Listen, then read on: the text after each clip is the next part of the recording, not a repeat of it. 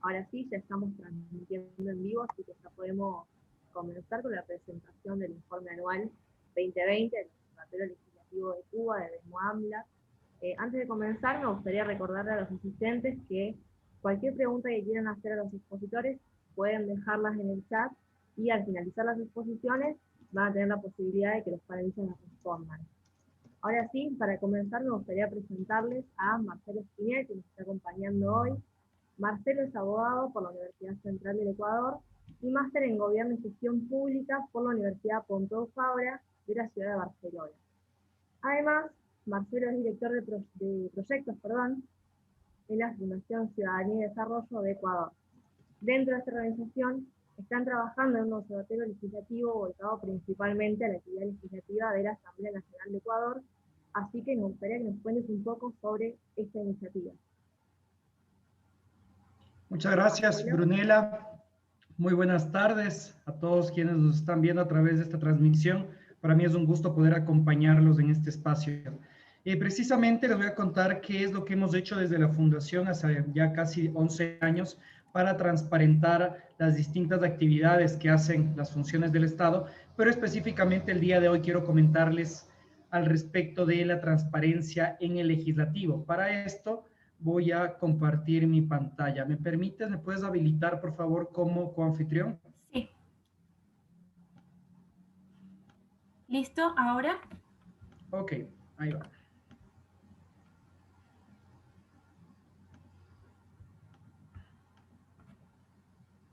Creo que ahí va bien, ¿no? Perfecto. Bueno, queremos compartirles un poco de datos, evidencias y obviamente análisis sobre qué es lo que ha hecho la legislatura ecuatoriana durante el año 2020.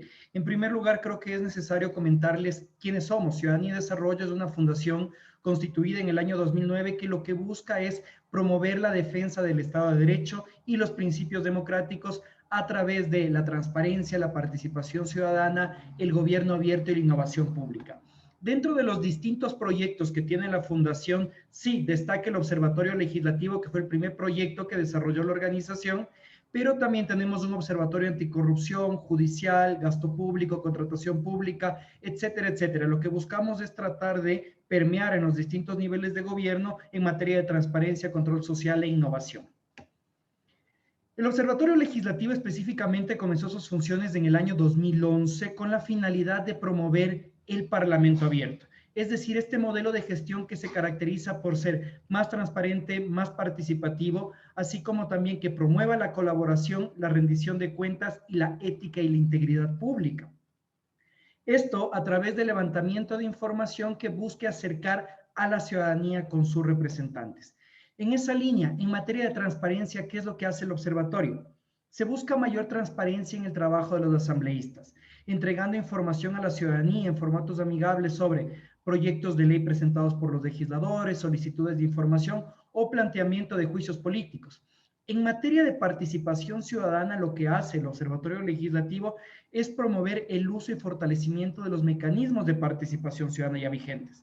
Generamos espacios de co-creación legislativa, así como también de coevaluación normativa. Socializamos proyectos de ley con distintos actores y buscamos que la ciudadanía pueda involucrarse de esta manera en el proceso legislativo.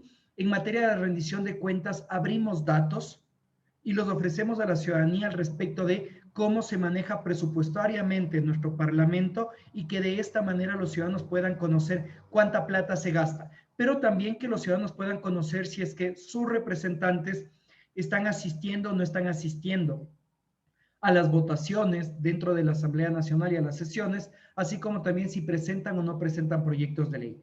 Y finalmente, en ética y probidad, lo que nosotros procuramos hacer es proponer proyectos de ley, proponer también modificaciones de los reglamentos que rigen a la Asamblea Nacional para generar más transparencia, mayor institucionalidad o incluso prevenir los conflictos de interés regulando el lobby. Después de esta corta introducción, les quiero comentar cómo nosotros hemos visto a la Asamblea Nacional de Ecuador durante el año 2020. Primero quisiéramos comenzar con un aspecto positivo. Y este aspecto positivo es el hecho de que la Asamblea Nacional de Ecuador fue uno de los primeros parlamentos en sesionar y aprobar leyes de manera virtual.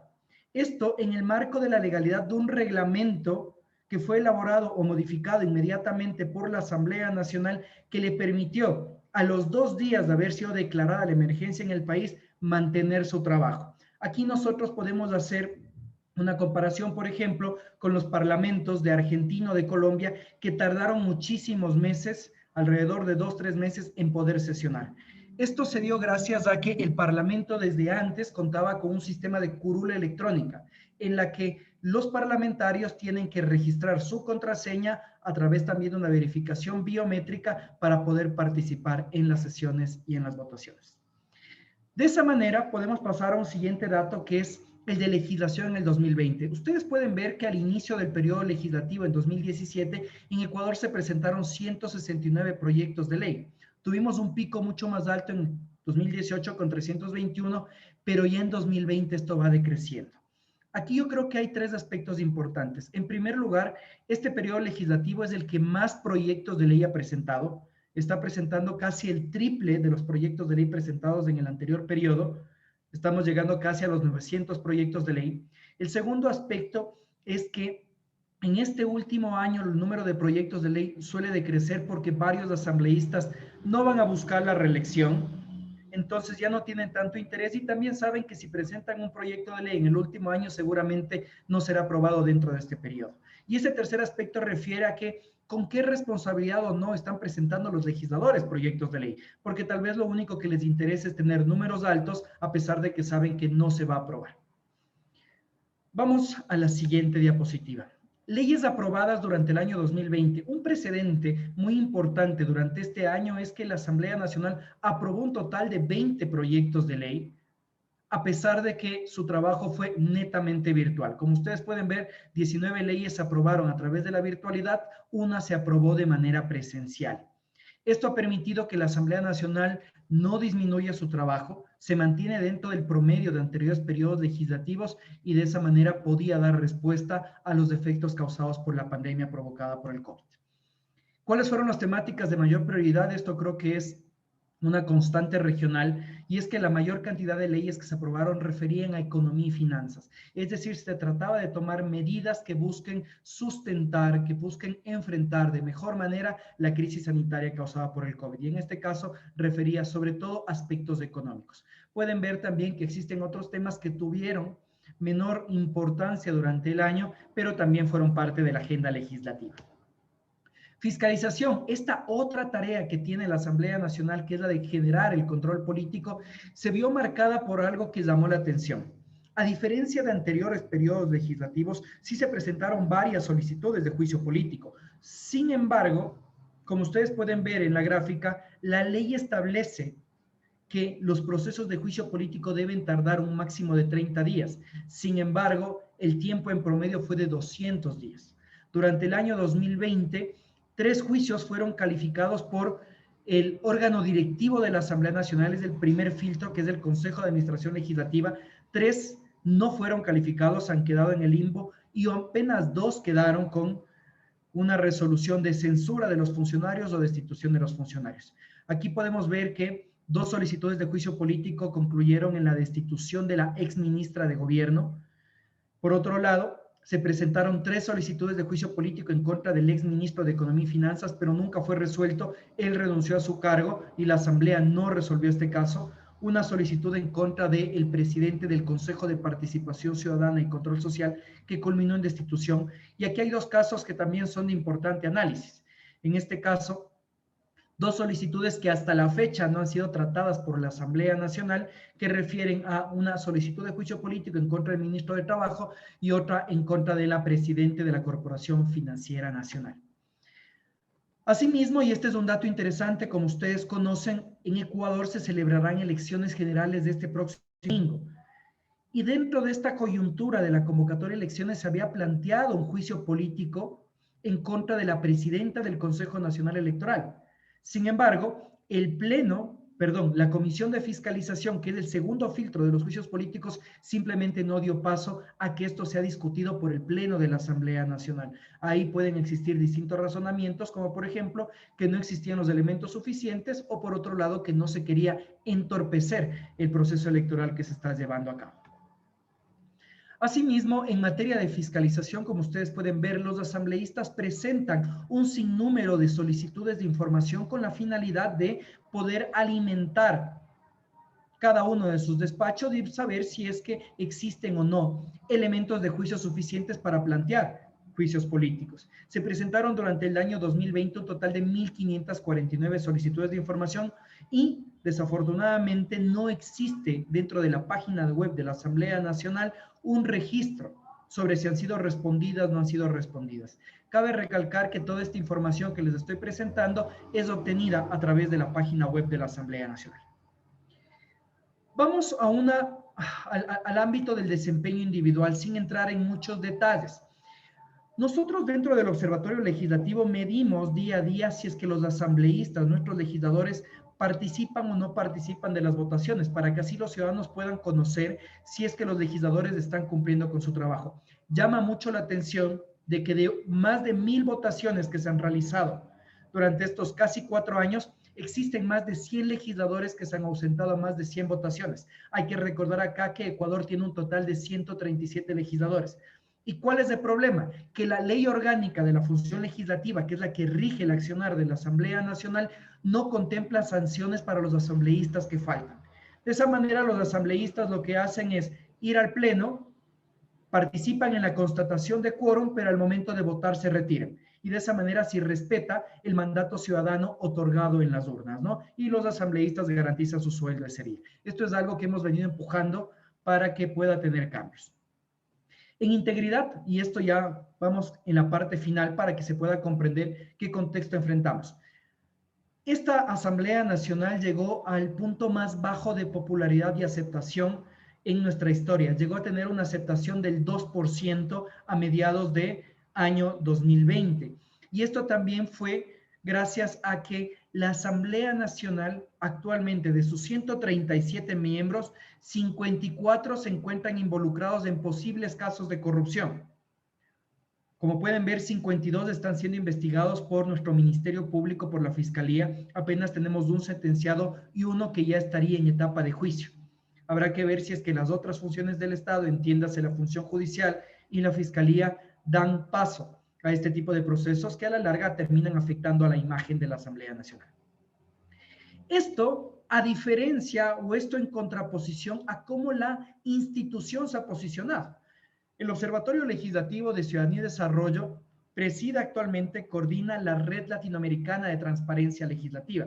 Esta es una red de organizaciones que está presente en 15 países que evalúa los niveles de transparencia de cada uno de los congresos de la región. Y como ustedes pueden ver, Ecuador se ubica incluso por encima del promedio regional, tiene un 65.99% en su clasificación. Generalmente siempre estamos entre el tercero o segundo lugar a nivel regional, pero a pesar de estos altos niveles de transparencia, aún tenemos problemas de integridad por parte de los legisladores o también, en este caso, de incumplimiento de sus labores.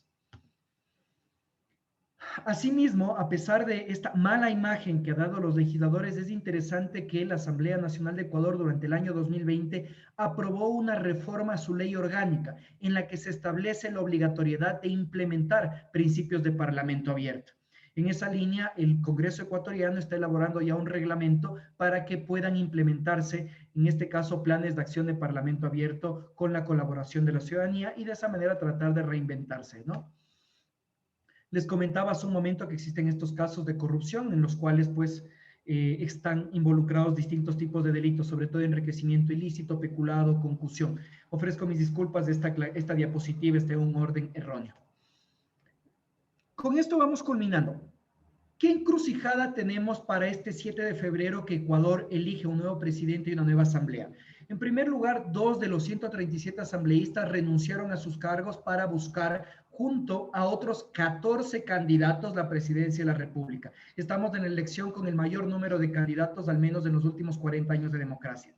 Un dato interesante es que de los 137 legisladores, 105 podían optar por la reelección.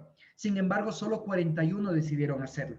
Y esto responde a que la imagen del Congreso ecuatoriano está muy alicaída. La gente no confía en los congresistas y estos congresistas decidieron optar por tener un descanso de la política, si lo podemos llamar así.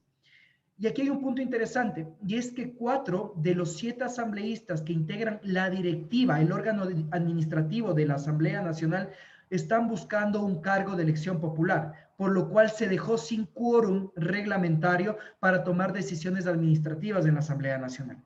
Esto ha dado paso a que se incumplan leyes, como por ejemplo el hecho de que no se pueden aprobar solicitudes de juicio político o que el presidente de la República no puede enviar proyectos urgentes en materia económica que requieren la calificación previa de este órgano administrativo. En ese sentido, la Asamblea Nacional está prácticamente parada, sin poder trabajar.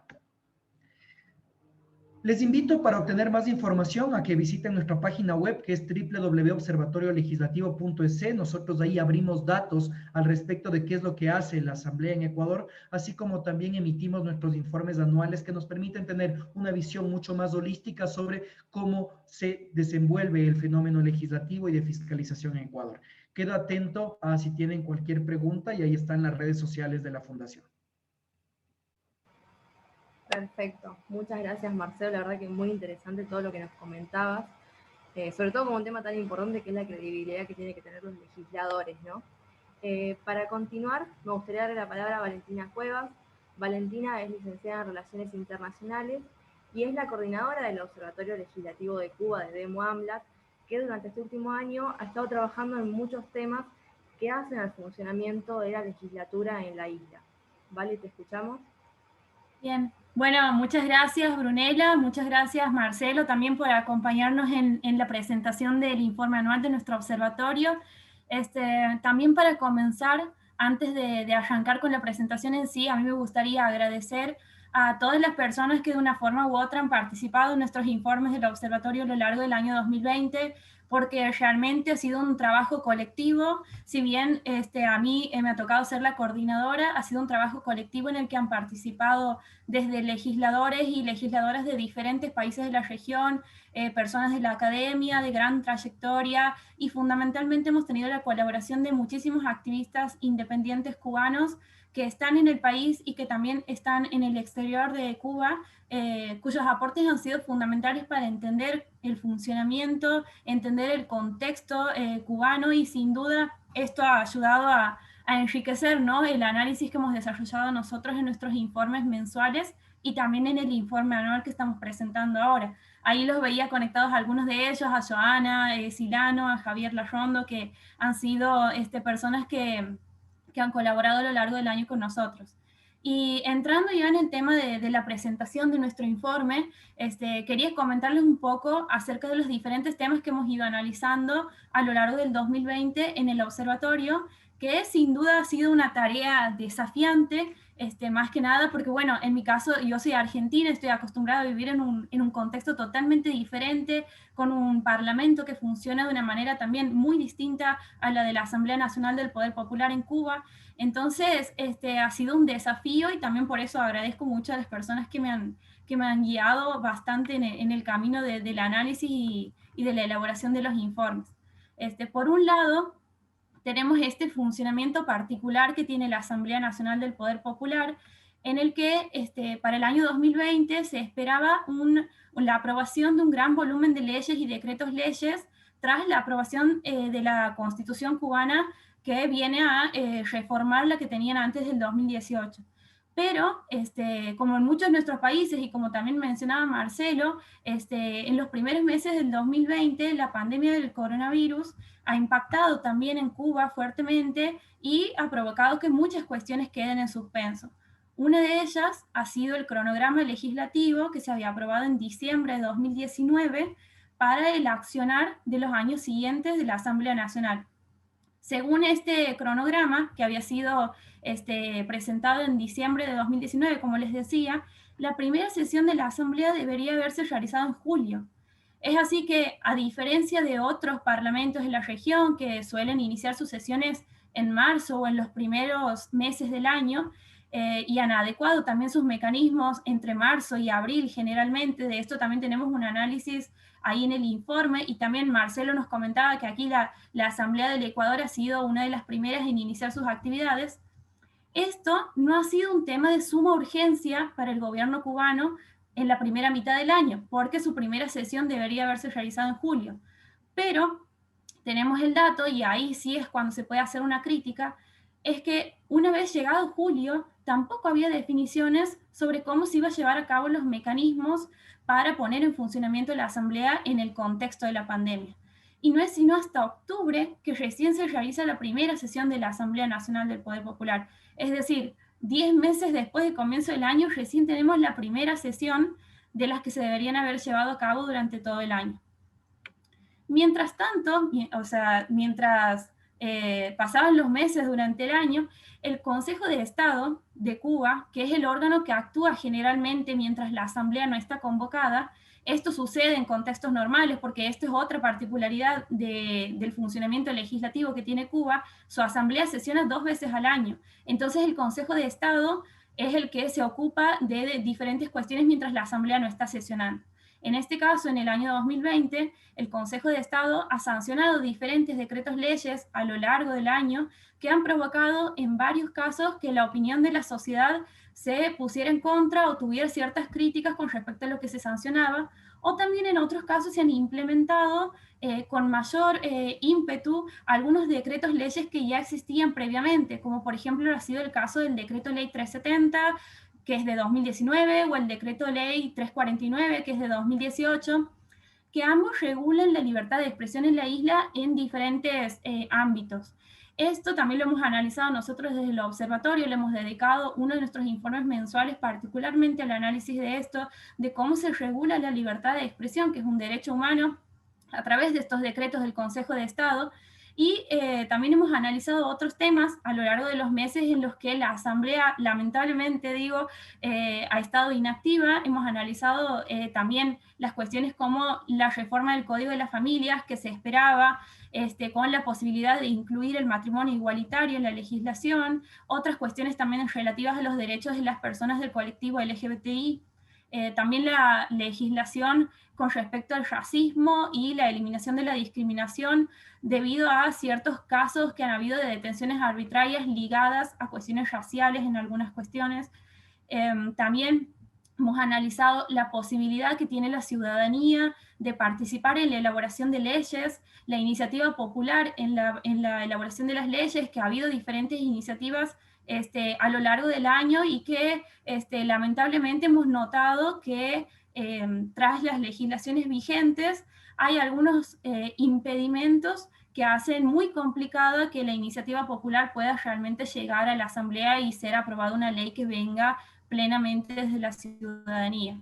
También hemos hecho análisis en este informe anual sobre las leyes que se han aprobado en la sesión de octubre que les mencionaba hace un momento, como también en la de diciembre. La sesión de diciembre ha sido la segunda sesión del año, es decir, que se han realizado solamente estas dos y finalizamos el 2020 con 2 sesiones de las 4 que estaban planificadas originalmente en el cronograma. En estas 2 sesiones se han aprobado en total 6 leyes, 4 en octubre, que son en relación al servicio exterior, a la organización y el funcionamiento del Consejo de Ministros, la revocación de los elegidos a los órganos del Poder Popular. Esta sí ha tenido mucho debate de la ciudadanía. La ley sobre el presidente y vicepresidente de la República. En octubre han sido todas estas, y en diciembre se ha realizado la segunda sesión en la que se han aprobado 2 proyectos, uno para regular el funcionamiento de los consejos municipales y otro para el funcionamiento y organización del gobierno provincial del Poder Popular. Todos estos 6 proyectos de leyes que se han aprobado durante el año 2020 en 2 sesiones son los que correspondían originalmente en el cronograma original a la sesión de julio. Es decir que en lugar de tratarse los proyectos que estaban planificados para ser abordados en julio, octubre y diciembre, a lo largo del 2020 solamente se han aprobado los proyectos programados para la sesión de julio, en las 2 sesiones que hemos tenido. Se ha alcanzado también en otros aspectos de la actividad legislativa el mayor número de decretos del Consejo de Ministros de los últimos 4 años. Son 24 decretos del Consejo de Ministros y también la mayor cantidad de decretos presidenciales en los últimos 4 años que nosotros hemos tomado para el análisis. La cantidad de decretos presidenciales han sido 32, mientras en cuanto a los decretos del Consejo de Estado, que son los decretos leyes, estamos solamente un poquito por encima del promedio de los últimos 4 años con 20 decretos. De todas formas, son muchos para el promedio que venimos manejando de los años que nosotros tomamos para el análisis.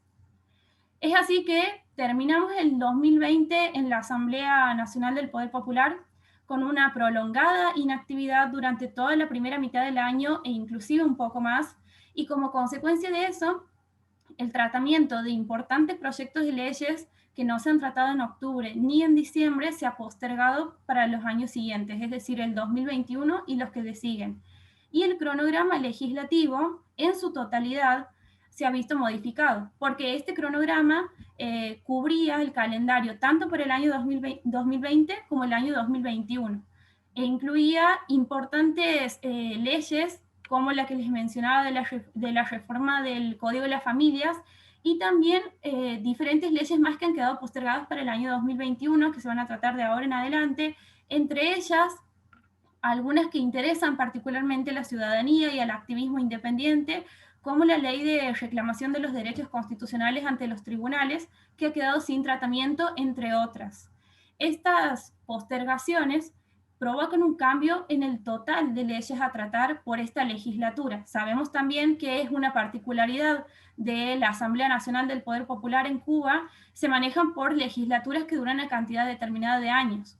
Esta legislatura debería haber tratado 33 proyectos de leyes y con estas modificaciones van a terminar tratando 25 y se van a dejar fuera, al menos en lo que ha trascendido, importantes textos como por ejemplo el de la ley de manifestación y reunión, que originalmente debería haber sido tratado en el 2020, pero con las modificaciones y al no ser incluida en el calendario previsto para 2021, se prevé que se postergue el tratamiento y la aprobación de este texto hasta el año 2023, cuando comience la próxima legislatura. También, en cuanto a algunas otras cuestiones que iba mencionando, como por ejemplo el Código de las Familias, el contenido de este ha sido muy debatido tanto por la sociedad civil como por los miembros del Parlamento y la cúpula de gobierno en general, porque se trataba de la inclusión o no del matrimonio igualitario en el texto. Actualmente existe ambigüedad sobre la fecha de su tratamiento porque se esperaba que sea ahora en el año 2021, pero según lo publicado oficialmente, esta normativa tampoco va a estar contemplada para ser tratada durante este año. Otra cuestión relacionada al Código de las Familias, que es una de las modificaciones más importantes que se esperaban, es que otros sectores de la sociedad civil esperaban que la modificación de este código sea el puntapié para la inclusión de otras leyes. Por ejemplo, la ley en contra de la violencia de género, porque en Cuba todavía no cuentan con una ley que proteja a las mujeres en contra de la violencia de género, ni tampoco existen muchas estadísticas oficiales de las cuales guiarse. Entonces, esta es una deuda que también tiene la Asamblea Nacional con la ciudadanía. En otros casos, por ejemplo, el decreto de ley sobre bienestar animal, que es algo que estamos tratando actualmente con DEMOAMLAT y que se espera que sea ahora en febrero su aprobación, está esperado en noviembre del año 2020. Entonces, esta es otra que también, otra normativa que también se ha postergado y que era muy esperada por un sector importante de la opinión pública, grupos de activistas que se vienen organizando y que también han generado mucha influencia en que esta normativa salga y que se ponga en la agenda fundamentalmente. Aquí me gustaría hacer una diferenciación porque los decretos leyes son distintos a las leyes que sanciona la Asamblea, fundamentalmente porque son sancionados por el Consejo de Estado, y esto permite que puedan ser sancionados en diferentes momentos del año siempre que el Consejo esté en funciones, pero no exclusivamente en momentos en que la Asamblea está sesionando. Además, como para aclarar, los decretos leyes no modifican la Constitución, pero sí pueden tener fuerza derogatoria sobre algunas leyes que sanciona la Asamblea Nacional. Al sancionar este tipo de decretos a través del Consejo, se puede esperar que se varíe un poco más la cuestión de su tratamiento. Tras analizar lo que se ha tratado y lo que se ha dejado en suspenso, podemos decir que estas leyes y decretos leyes que han sido programados y que han sido aprobados también en el año 2020 han sido más o menos, como decir, seleccionados discrecionalmente para su aprobación en cuestiones en las que el Partido Comunista Cubano tenía especial interés, como por ejemplo la ley de revocación de mandatos, que ahora desde su aprobación en el año 2020, ha excluido a los ciudadanos de la posibilidad de impulsar procesos revocatorios para destituir a los gobernantes. Esto es algo muy importante porque aleja aún más a la ciudadanía en sus posibilidades de intervención, de control, de poder expresar sus opiniones con respecto a quienes los representan. Y también otras cuestiones como por ejemplo la ley de presidente y vicepresidente, que ha sido también una de las que se han aprobado en la sesión de octubre, que en su momento ha abierto la discusión o el debate, o se ha introducido la idea de la posibilidad de incluir la reelección indefinida de estos cargos. Entre las leyes y los decretos leyes aprobados se han dejado fuera muchos que importaban particularmente a la sociedad civil, como los que ya he ido comentando sobre la manifestación y la reunión, el Código de las Familias, entre otros. Además, nosotros en el análisis hacemos hincapié en que este reordenamiento que se ha tenido ahora del cronograma para los futuros años es consecuencia de la demora en establecer un protocolo para sesionar durante la pandemia. Entonces, esto nosotros lo vemos como consecuencia de la inexistencia de un sistema de pesos y contrapesos que impulse el sistema político a reactivar su funcionamiento cuando se encuentra estancado, como en este caso por situaciones extraordinarias como lo es la pandemia, o por situaciones regulares. Esto también viene encadenado, digamos, a la prohibición constitucional para la existencia y la participación de otros partidos políticos fuera del Partido Comunista Cubano, que impacta innegablemente en cada una de las decisiones que toma el gobierno, que toma la Asamblea, el Consejo de Estado, y que impide que nosotros podamos observar un correcto funcionamiento institucional dentro de lo que es el gobierno y lo que es la Asamblea. Recién Marcelo comentaba que ellos pueden buscar información, por ejemplo, desde las páginas oficiales del Parlamento, de la Asamblea ahí en Ecuador. A nosotros nos costaba muchísimo acceder a la información oficial del Parlamento cubano, porque siempre había como mucha reticencia a dar información a la ciudadanía, eso es lo que nosotros percibíamos, y también hay un sistema de comunicación que es a través de los medios de comunicación oficiales afines al régimen, que también hace que los organismos institucionales, como lo es la Asamblea Nacional del Poder Popular, dejen de lado ciertos canales de comunicación para que directamente pasen a medios de comunicación que son afines a ellos. Eso también es una característica que nosotros encontrábamos, una particularidad de lo que es el funcionamiento de la Asamblea Nacional.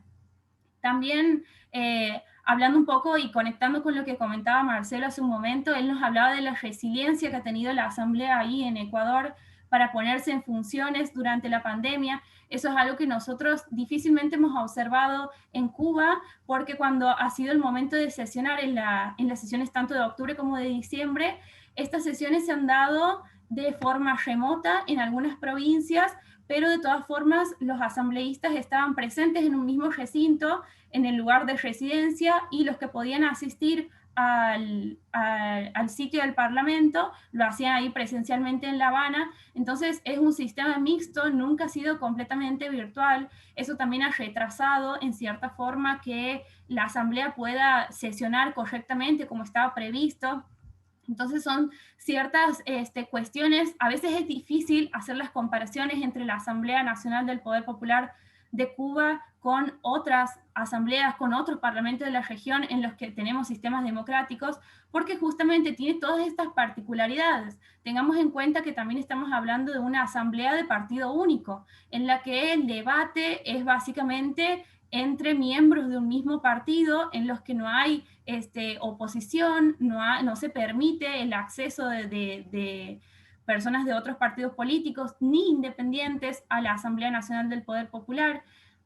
Entonces, son todas estas particularidades que van complicando la comparación con otros congresos o parlamentos de la región.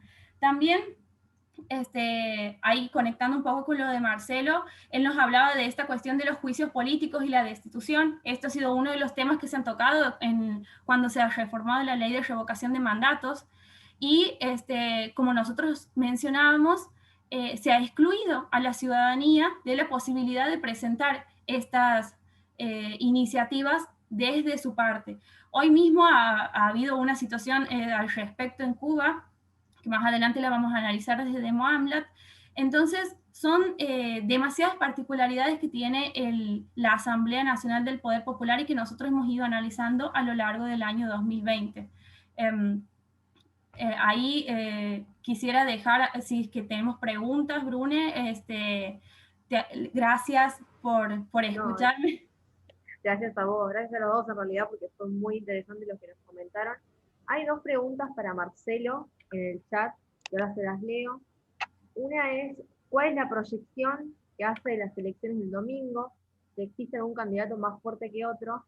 Y la otra tiene que ver con el trabajo mismo del observatorio, y pudieron realizar estudios sobre la percepción que tiene la sociedad civil de las políticas públicas que se realizaron en el 2020.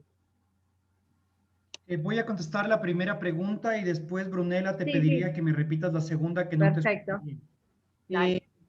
Bueno, yo creo que hay varios matices para el domingo. Hablemos desde tres perspectivas. La primera, que es la organización de las elecciones. Han sido unas elecciones muy atropelladas. Vienen presentándose varios problemas desde el organismo encargado de organizar las elecciones, valga la redundancia. Incluso se presentó varios recursos judiciales para destituirlos antes de que inicien las elecciones. En Ecuador existe una figura interesante y es que nuestros migrantes igual pueden votar, entonces no se ha logrado enviar las papeletas para asambleístas, para presidentes hacia el exterior, lo que podría dar como resultado que se solicite la nulidad de las elecciones. Entonces va a ser un proceso atropellado y hay que recordar que existe una sombra de fraude en las elecciones de 2017 porque el sistema electrónico no funcionó y no se sabe si este sistema electrónico, ojo, de conteo, no de votación, pueda funcionar o no en este día domingo, ¿no? Por otro lado, ya desde la perspectiva de quienes tienen más opciones, personalmente yo no confío en las encuestas. Las encuestas en las últimas dos elecciones fallaron de una manera impresionante. Sin embargo, todas las encuestas coinciden en que hay dos candidatos que están liderando. El uno es Guillermo Lasso, que es el candidato que ha buscado la elección en las últimas tres contiendas. Y por otro lado, también está liderando Andrés Arauz, que es el candidato del movimiento que viene siendo auspiciado por el expresidente Rafael Correa. La duda está que este día domingo exista o no exista balotaje, si exista o no exista segunda vuelta, porque la probabilidad que podría darse es que Andrés Arauz tenga más del 40% de los votos válidos y una distancia de más de 10 puntos con el candidato opositor, que es Guillermo Lasso. Si es que llega a suceder esto, no habría balotaje y tendríamos ya presidente el día lunes. Finalmente, desde la perspectiva ya un poco más ciudadana, existe mucho descontento por la cantidad de candidatos, la cantidad de organizaciones políticas, existe mucho temor por el COVID, existe mucha desinformación al respecto del método de elección actual de legisladores, por lo cual el ciudadano no se siente tan conforme y tal vez tengamos un nivel de votos nulos y de ausentismo bastante alto. Finalmente, creo que independientemente de quién gane la presidencia, va a existir un nivel de ingobernabilidad bastante alto porque se ha optado por cambiar el método de votación y de asignación de escaños en el Parlamento. Ahora tendremos votación en listas cerradas, votaremos únicamente por las listas, no de manera uninominal como estábamos acostumbrados, y el método de asignación de escaños del método de Webster, el que permitirá que organizaciones pequeñas, no hegemónicas, puedan tener participación dentro del legislativo.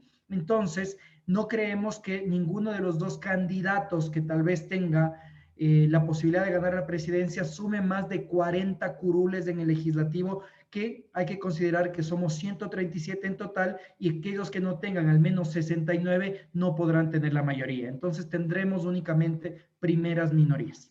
¿Me puede repetir la pregunta, la segunda, Brunella, por favor? Sí, muchas gracias por la respuesta. Y la segunda pregunta tiene que ver más con el trabajo que están haciendo del observatorio. Si se pudieron realizar estudios de la percepción que tiene la sociedad civil de las políticas públicas que se hicieron en el 2020. Bueno, nosotros dentro de la fundación no hacemos estudios de opinión, tampoco de percepción ciudadana. En ese sentido no podría darte una respuesta. Sin embargo, algo que sí sucedió en el último año y que es de información que la manejan las encuestadoras, es que los ciudadanos tienen un alto nivel de descontento, no solo con las autoridades políticas, sino también con las instituciones. Y tal vez se ha mantenido esta constante regional que los ciudadanos tienen más confianza en las Fuerzas Armadas, así como también en la Iglesia Católica, desconfiando de las instituciones políticas y de los políticos. Y eso es preocupante en el sentido de que seguimos creyendo que los garantes de nuestra democracia son aquellos que tienen el dominio de las armas y pues también el clero. Claro, muchísimas gracias. Queda una pregunta para Valentina. Dice, desde la perspectiva de derechos humanos y teniendo en cuenta la situación de la sociedad civil en Cuba, ¿no deberían los organismos internacionales, ya sean regionales o universales, intervenir en la isla? Bien, gracias, Brune. Desde esta perspectiva de los derechos humanos, por supuesto que se espera que la sociedad internacional intervenga de alguna manera, pero lo que pasa es que en Cuba no permiten que ingresen misiones de observación de los derechos humanos, por ejemplo, en cuestiones que tienen que ver con la Comisión Interamericana de Derechos Humanos, que depende de la OEA. Se hacen informes desde este tipo de organizaciones, pero muchas veces no son tenidas en cuenta por el gobierno, por el régimen comunista que gobierna en la isla hace tantos años.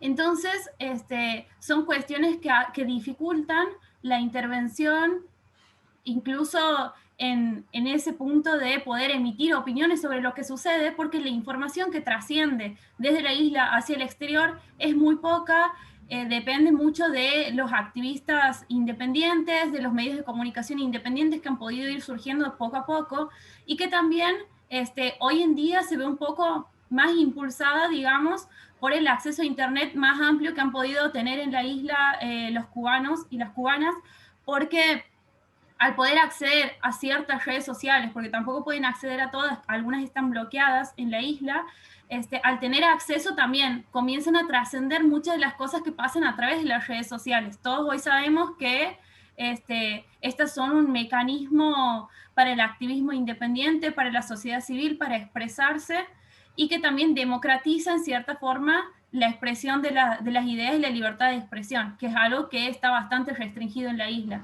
Entonces, ahí esos canales de comunicación son los que facilitan cierta intervención de organismos internacionales, o al menos poder acceder a la información de qué es lo que sucede, pero no se puede intervenir en los asuntos internos de otro Estado. Justamente es un principio del derecho internacional. Solamente se hacen recomendaciones que pueden ser o no tomadas por el gobierno de la isla. Claro. Bien, y ya para ir cerrando, una última pregunta, Vale, también en el mismo sentido que la anterior. ¿Cuál fue la percepción de la sociedad civil de la inactividad política que tuvo el año 2020, ¿no? Bien, ahí me gustaría hacer mención a uno de los casos que nosotros estamos tratando actualmente, que es el caso del activismo del movimiento por los animales ahí en Cuba, que es un activismo totalmente independiente, que no está vinculado a ningún partido político, que se financia a sí mismo, y que ha levantado cierta, como decir, ha llamado la atención del gobierno en ciertas peticiones que han ido ellos desarrollando a lo largo del tiempo en los últimos años, y en el año 2020 se han hecho grandes avances en ese sentido en la cuestión de la protección animal, porque ellos exigen que se promulgue una ley en este sentido que no existe al momento en Cuba, y se han organizado mediante redes sociales, mediante WhatsApp, mediante estas herramientas a las que ellos han podido acceder hace poco también. Y ese es un análisis que también está incluido dentro del informe. Quisiera ahí, a un paréntesis, está incluido en el informe cuál es el acceso que tienen los cubanos a estos medios de comunicación a través de Internet, cuál es el acceso que ellos tienen, cuál es el acceso que tienen a través de 4G y de otras redes móviles, porque eso también hace que se dificulte o que se facilite la comunicación. Y la sociedad civil se ha visto fortalecida durante el año 2020, a pesar de todos los impedimentos que la pandemia puede haber significado, y que también las particularidades del régimen cubano significan para la participación de la sociedad civil. Han denunciado, han participado. Hace unos meses también se ha visto una gran movilización a favor del movimiento San Isidro, con cuestiones que han pasado durante noviembre y diciembre en la isla. Entonces la sociedad civil empieza a conectarse de una manera diferente, es lo que nosotros percibimos, y también empieza a elevar sus reclamos, y sus reclamos comienzan a tener algún impacto en lo cerrado del régimen comunista, ¿no? Siempre teniendo en cuenta eso. Genial. Muchas gracias, Vale. Muchas gracias, Marcelo. Creo que ya no hay más preguntas. Así Ahí que... me gustaría invitarlos, antes de que cierres, también a que pueden encontrar nuestro informe anual en la página de Demoamlat, demoamlat.com. También seguirnos en las redes sociales y ahí se van a ir enterando de las diferentes actividades del observatorio. Para los cubanos que puedan estar atendiendo a este webinar, también si no pueden entrar a nuestra página, sabemos que nuestra página está bloqueada en la isla, pueden comunicarse con nosotros a través de correo electrónico o WhatsApp y también les podemos hacer llegar el informe. Eso. Genial, gracias, Vale.